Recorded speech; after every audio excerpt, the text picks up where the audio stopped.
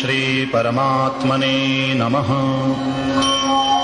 अथ श्री विष्णु सहस्रनाम स्तोत्रम्। ॐ विश्वं विष्णुर्वषट्कारो भूतभव्यभवत्प्रभुः भूतकृद्भूतभृद्भावो भूतात्मा भूतभावनः। भूतात्मा परमात्मा च मुक्तानां परमागतिः अव्ययः पुरुषः साक्षी क्षेत्रज्ञोऽक्षर एव च। योगो योगविदां नेता प्रधानपुरुषेश्वरः नारसिंहवपुः श्रीमान् केशवः पुरुषोत्तमः। सर्वः शर्वः शिवः स्थाणुः भूतादिर्निधिरव्ययः सम्भवो भावनो भर्ता प्रभवः प्रभुरीश्वरः। स्वयंभूः शम्भुरादित्यः पुष्कराक्षो महास्वनः अनादिनिधनो धाता विधाता धातुरुत्तमः। अप्रमेयो ऋषिकेशः पद्मनामोऽमरप्रभुः विश्वकर्मा मनुस्त्वष्टा स्थविष्ठः स्थविरो ध्रुवः। अग्राह्यः शाश्वतः कृष्णो लोहिताक्षः प्रतर्दनः प्रभूतस्त्रिककुब्धाम पवित्रं मङ्गलं परम्। ईशानः प्राणदः प्राणो ज्येष्ठः श्रेष्ठः प्रजापतिः हिरण्यगर्भो भूगर्भो माधवो मधुसूदनः। ईश्वरो विक्रमी धन्वी मेधावी विक्रमः क्रमः अनुत्तमो दुराधर्षः कृतज्ञः कृतिरात्मवान्। सुरेशः शरणं शर्मा विश्वरेताः प्रजाभवः अहः संवत्सरो व्यालः प्रत्ययः सर्वदर्शनः। अजः सर्वेश्वरः सिद्धः सिद्धिः सर्वादिरच्युतः वृषा कपिरमेयात्मा सर्वयोगविनिःसृतः। वसुर्वसुमनाः सत्यः समात्मा संमितः समः अमोघः पुण्डरीकाक्षो वृषकर्मा वृषाकृतिः।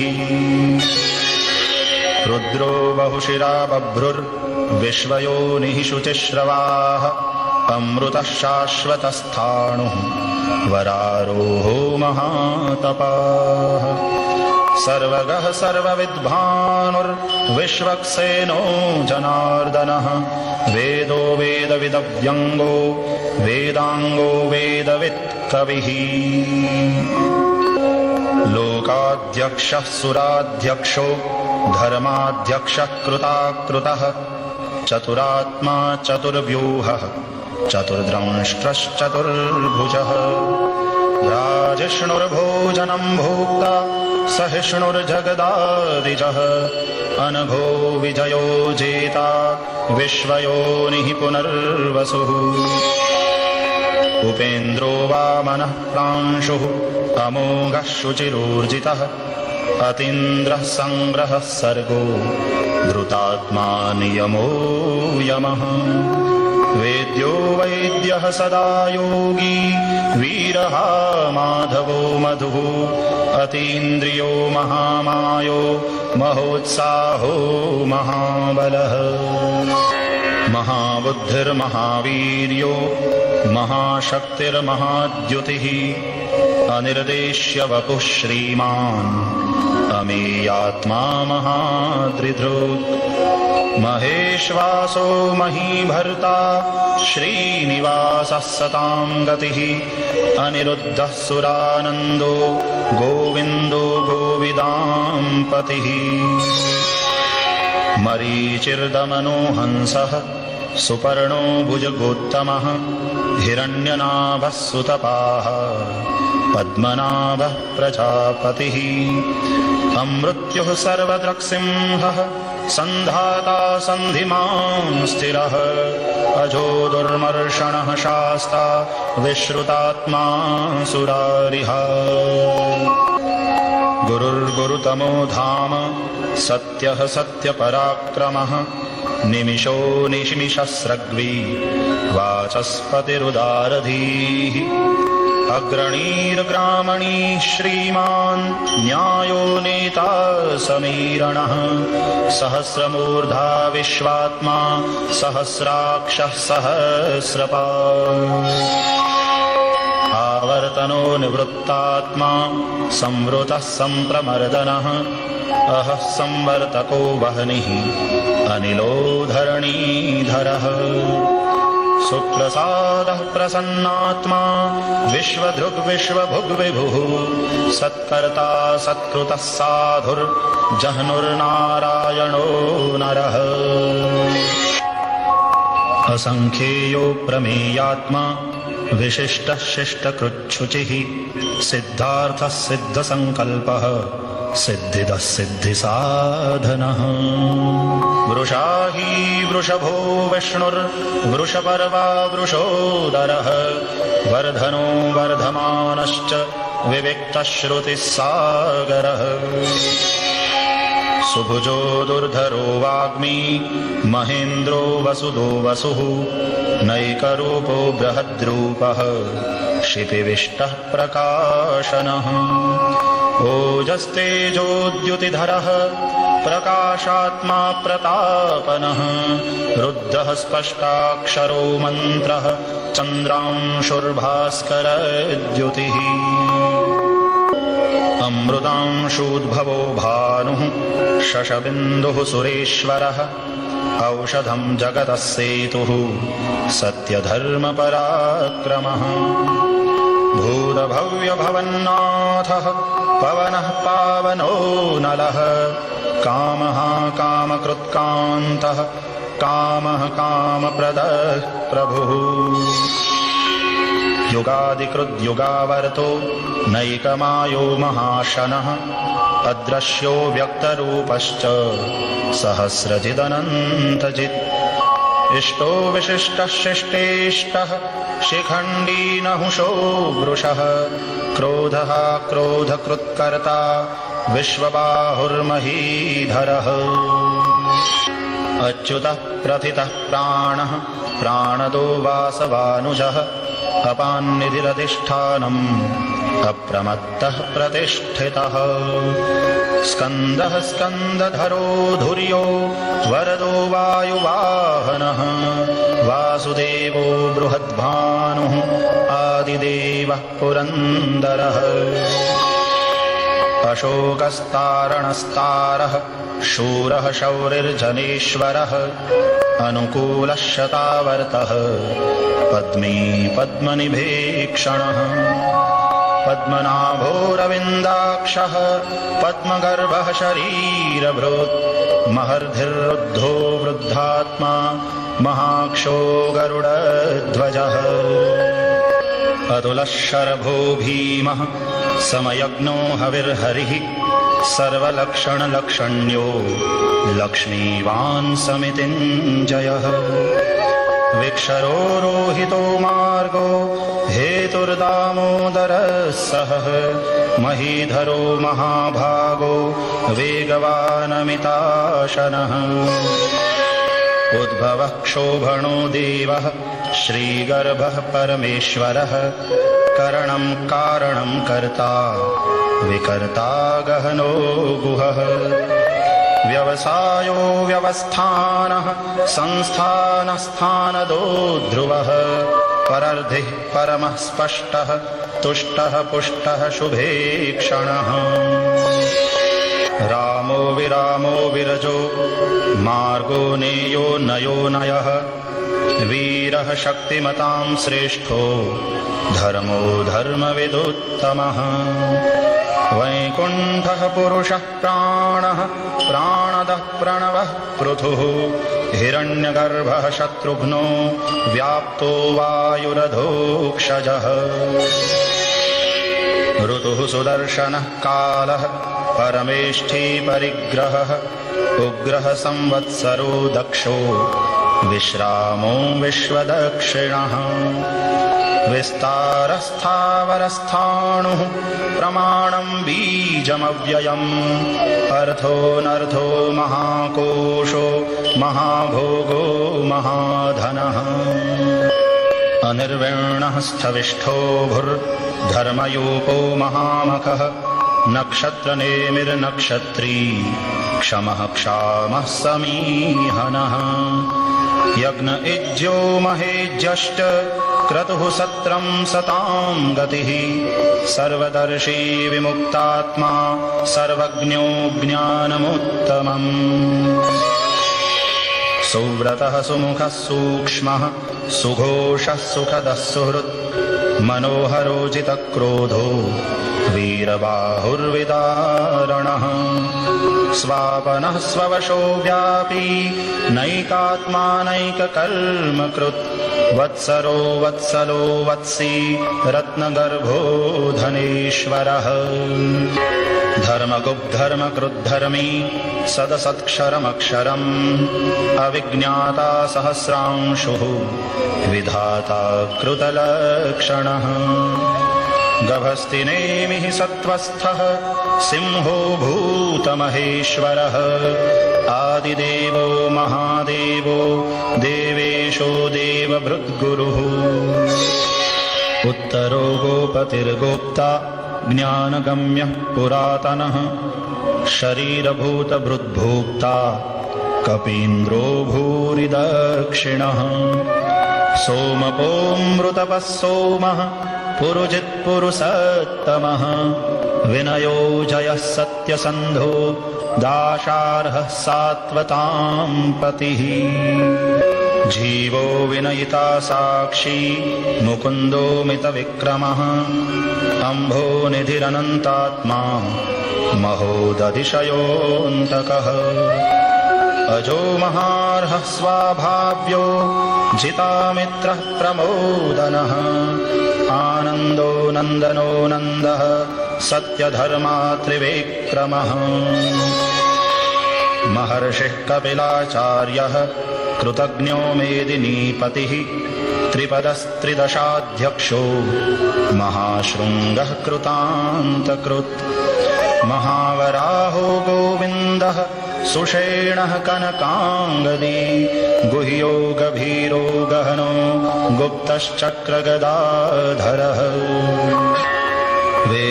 वेधास्वाङ्गोजितः कृष्णो दृढः सङ्कर्षणोच्युतः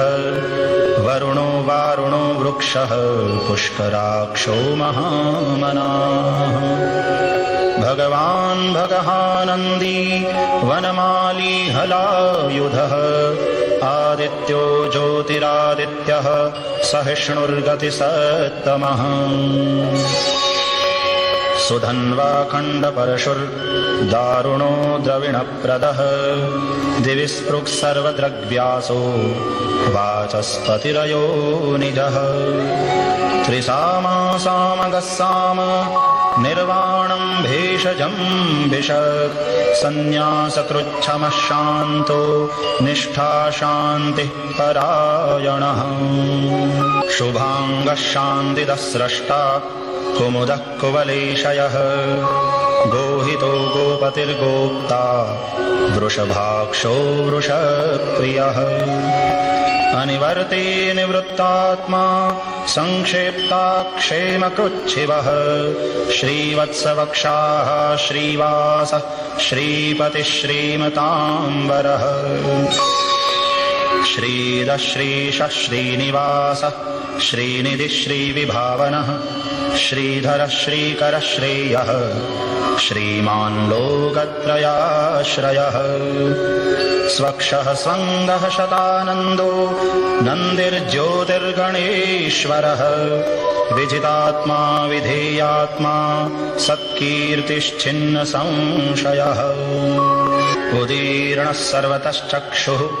अनीशः शाश्वतस्थिरः भूषयो भूषणो भूतिः विशोकः शोकनाशनः अर्चिष्मान्नर्चितः कुम्भो विशुद्धात्मा विशोधनः अनिरुद्धो प्रतिरथः प्रद्युम्नो मितविक्रमः कालनेमिनिहावीरः शौरिः शूरजनेश्वरः त्रिलोकात्मा त्रिलोकेशः केशवः केशिहा हरिः कामदेवः कामपालः कामीकान्तः कृतागमः अनिर्देश्य वपुर्विष्णुर्वीरोऽनन्तो धनञ्जयः ब्रह्मण्यो ब्रह्मकृद्ब्रह्मा ब्रह्म ब्रह्म विवर्धनः ब्रह्मविद्ब्राह्मणो ब्रह्मी ब्रह्मज्ञो ब्राह्मणप्रियः महाक्रमो महाकर्मा महातेजा महोरगः महाक्रतुर्महायज्वा महायज्ञो महाहविः स्तव्यस्तव प्रियस्तोत्रम् स्तुतिस्तोतारणप्रियः पूर्णः पूरयिता पुण्यः पुण्यकीर्तिरनामयः मनोजवस्तीर्थकरो वसुरेता वसुप्रदः वसुप्रदो वासुदेवो वसुर्वसुमना हविः सद्गतिः सत्कृतिः सत्ता सद्भूतिः सत्परायणः शूरसेनो यदुश्रेष्ठः सन्निवासः सुयामुनः भूतावासो वासुदेवः सर्वासु निलयो नरः दर्पः दर्पदो द्रप्तो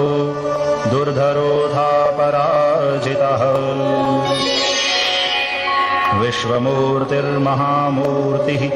दीप्तमूर्तिरमूर्तिमान् अनेकमूर्तिरव्यक्तः शतमूर्तिः शताननः एकोनैकः सवः कः किं यत्तत्पदमनुत्तमम्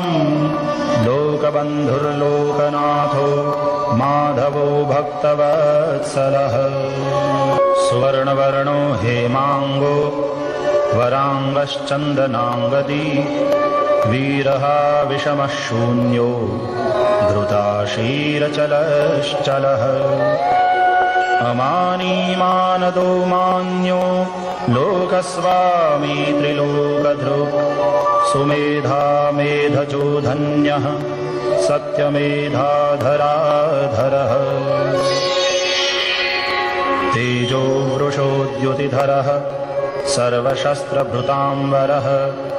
प्रग्रहो निग्रहो व्यग्रो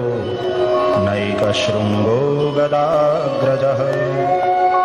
चतुर्मूर्तिश्चतुर्बाहुः चतुर्व्यूहश्चतुर्गतिः चतुरात्मा चतुर्भावः चतुर्वेदविदेकपात् समावर्तो निवृत्तात्मा दुर्जयो दुरतिक्रमः दुर्लभो दुर्गमो दुर्गो दुरावासो दुरारिः शुभाङ्गो लोकसारङ्गः सुतन्तुस्तन्तुवर्धनः इन्द्रकर्मा महाकर्मा कृतकर्मा कृतागमः उद्भवः सुन्दरः सुन्दो रत्ननाभः सुलोचनः अर्को वाजसनः शृङ्गी जयन्तः सर्वविजयी सुवर्णबिन्दुरक्षोभ्यः सर्ववागीश्वरेश्वरः महाह्रदो महागर्तो महाभूतो महानिधिः कुमुदः कुन्दरः कुन्दः पर्जन्यः पावनो निलः अमृतांशोऽमृतवपुः सर्वज्ञः सर्वतोमुखः सुलभः सुव्रतः सिद्धः शत्रुजिच्छत्रुतापनः न्यग्रोधो दुम्बरोऽश्वत्थश्चाणूरान्ध्रनिषूदनः सहस्रार्चिः सप्तजिह्वः सप्तैधाः सप्तवाहनः अमूर्तिरनभूचिन्त्यो भयकृद्भयनाशनः अणुर्बृहत्कृशः स्थूलो गुणभृन्निर्गुणो महान् अद्रुतस्वद्रुतस्वास्यः प्राग्वंशो वंशवर्धनः भारभृत्कथितो योगी योगीशः सर्वकामदः आश्रमश्रमणक्षामः सुपर्णो वायुवाहनः धनुर्धरो धनुर्वेदो दण्डो दमयिता दमः अपराजितः सर्वसहो नियन्ता नियमो यमः सत्त्ववान् सात्विकः सत्यः सत्यधर्मपरायणः अभिप्रायः प्रियार्होर्हः प्रियकृत्प्रीतिवर्धनः विहाय सगतिर्ज्योतिः सुरुचिर्हुतभुग्विभुः रविर्विरोचनः सूर्यः सविता रविलोचनः अनन्तो हुतभुग्भोक्ता सुखदो नैकजोऽग्रजः अनिर्विण्णः सदामर्षि लोकाधिष्ठानमद्भुतः सनातनतमः कपिलः कपिरव्ययः स्वस्तिदः स्वस्तिकृत् स्वस्ति स्वस्तिभुक् स्वस्ति दक्षिणः रौद्रः कुण्डलीचक्री विक्रम्योर्जितशासनः शब्दातिगः शब्दसहः शिशिरः शर्वरीकरः अक्रूरः पेशलो दक्षो दक्षिणः क्षमिणाम्बरः विद्वत्तमो वीतभयः पुण्यश्रवणकीर्तनः उत्तारणो दुष्कृतिः पुण्यो दुःस्वप्ननाशनः वीरः रक्षणः सन्तो जीवनः पर्यवस्थितः अनन्तरूपोऽनन्तश्रीः जितमन्युर्भयापहः चतुरस्रो गभीरात्मा विदिशो व्यादिशो दिशः अनादिर्भूर्भुवो लक्ष्मीः सुवीरो रुचिराङ्गदः जननो जनजन्मादिर्भीमो भीमपराक्रमः आधारनिलयो धाता पुष्पहासः प्रजागरः ऊर्ध्वगः सत्पथाचारः प्राणदः प्रणवः प्रमाणं प्राणनिलयः प्राणभृत्प्राणजीवनः तत्त्वं तत्त्वविदेकात्मा जन्ममृत्युजरातिगः भूर्भुवस्वस्तरुस्तारः सविता प्रपितामहः यज्ञो यज्ञपतिर्यज्वा यज्ञाङ्गो यज्ञवाहनः यज्ञभृद्यज्ञकृद्यज्ञी यज्ञभुग्यज्ञसाधनः यज्ञान्तकृद्यज्ञगुह्यम् अन्नमन्नादयेव च आत्मयोनिस्वयं जातो वैखानः सामगायनः देवकीनन्दनः स्रष्टा क्षितीशः पापनाशनः शङ्खभृन्नन्दकी चक्री शार्ङ्गधन्वा गदाधरः रथाङ्गपाणिरक्षोभ्यः सर्वप्रहरणायुध ॐ नम इति।